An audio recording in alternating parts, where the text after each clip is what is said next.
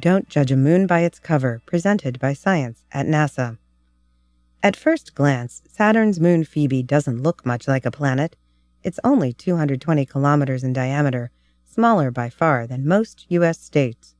The moonlet is dark, airless, and pitted with craters nearly as wide as Phoebe itself. Yet researchers have just announced that this small, apparently misshapen hunk of ice and rock orbiting backwards around Saturn is more like a planet than anyone imagined.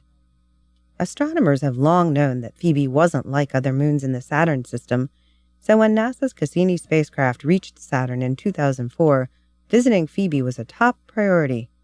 In fact, it was the first moon Cassini encountered on its way into Saturn.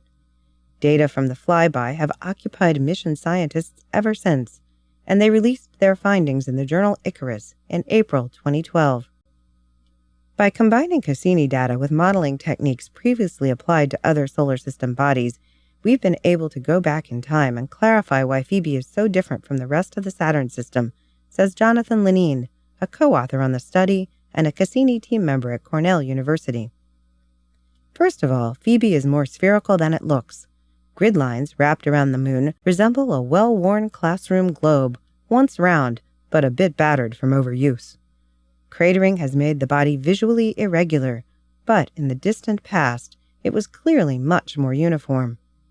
Co-author Peter Thomas, a Cassini team member at Cornell, explains, "From the shape seen in Cassini images, and modeling the likely cratering history, we were able to see that Phoebe started with a nearly spherical shape.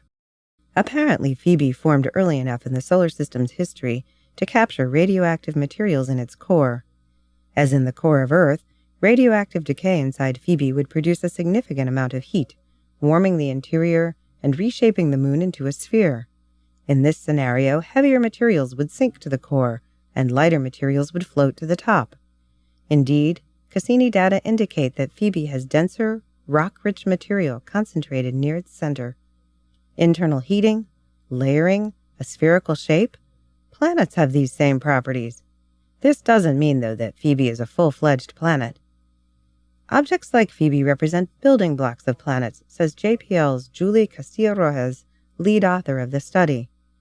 They give scientists clues about what conditions were like around the time of the birth of planets and their moons. The researchers believe Phoebe is probably a cousin of Pluto, born in the outer reaches of the solar system. This would solve a number of mysteries. While Saturn's regular moons orbit in a common plane and go around the planet in the same direction, Phoebe's orbit is tilted and retrograde. It actually circles Saturn backwards. At some point in the distant past, the little planetesimal probably wandered by Saturn and got caught by the gas giant's gravitational field.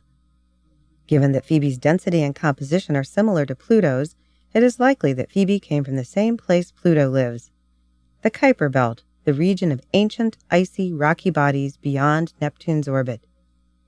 Remarkably, Phoebe is just one of more than 60 moons in the Saturn system, each with its own unique history. At least 59 stories remain to be told. For more news from Saturn, as Cassini continues on its voyage of discovery, stay tuned to science.nasa.gov.